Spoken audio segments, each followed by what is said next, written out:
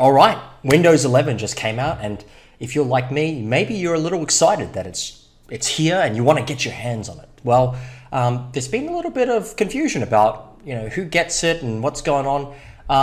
I did some research on this and found that what Microsoft was saying in a couple of different press releases didn't seem to quite line up with what people were experiencing. I just wanted to experience this myself and see what was going on. So the big news has been about hardware support, TPM 2.0.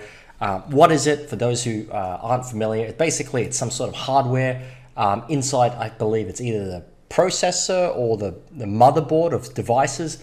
That's something to do with security. And Microsoft put in the requirement of TPM 2.0, which basically meant that a whole bunch of only recent model CPUs and motherboards would be able to support this. I believe they said when Intel 8th gen and onwards is going to be supported, but I was very curious about this. I was thinking to myself, well, that sucks. Well, I've got an old Dell XPS 13. This is a 2016 with a 6th generation CPU, and I actually just upgraded this guy to Windows 11, no problem. And this is good, and it's got, hopefully you can see that, if you can read that, it says it's got TPM 2.0.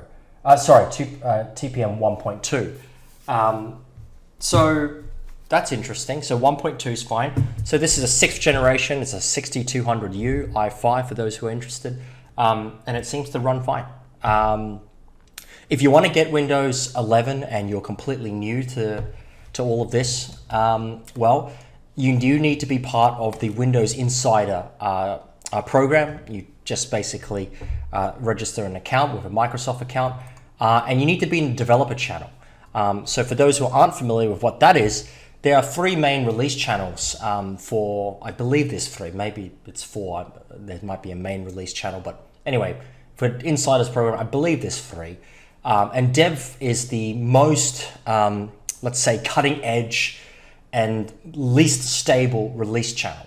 So if you're on that, Microsoft says that you can't have, you won't expect the best stability, but at the moment, only the Insider Dev channel has access to Windows 11. I did see in some press releases, and I made this note here, it's not the beta channel. I saw in a Microsoft press release that the beta channel would have access to it. At the recording of this video, this is the evening of the 3rd of July, 2021, it doesn't seem to be available on the beta channel. I've tried, I've got several devices here that are on different usernames, and the beta channel as of at the moment doesn't seem to have Windows 11. So you have to be on the dev channel. One thing I've also noticed is that you do need to have all of the Insider updates for Windows 10 installed prior to updating to Windows 11. So I was very confused about what was going on.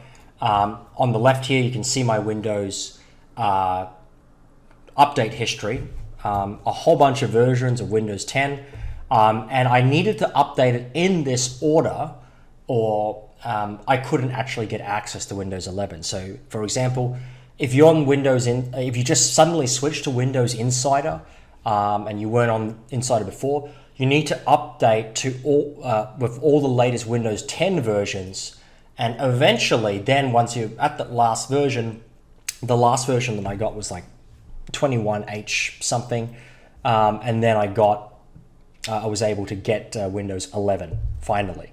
So that was the same process. I found that consistent on my Dell XPS 13. It happened also on my LG Gram 17 too. This is an 8th gen chip, and this actually was the first one to update, which was great.